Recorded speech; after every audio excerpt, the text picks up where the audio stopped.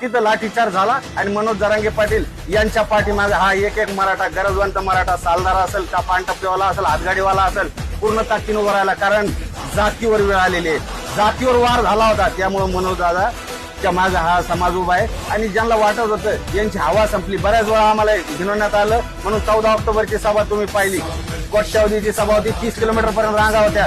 त्यानंतर पुन्हा हिनवलं, मराठी संपले, मराठी हे 2-3 येते भांडवळ, ते म्हणतात मराठ्यांची हवा संपली, नारायणगडावर पुन्हा दाखवली. आणि आता मराठ्यांना पुन्हा जागण्याची वेळ आलेली आहे आणि पुन्हा आपली ताकद दाखवण्याची वेळ आलेली आहे. घरात बसला तो मराठा कसला, घरात बसला तो मराठा कसला, शेवटची वारी आणि आता मुंबईवर स्वारी. मनोज जरांगे पाटील यांचा आवाज बुलंद करण्यासाठी, मराठा आरक्षण लढ्याला शेवटच्या वारीतून विजयी करण्यासाठी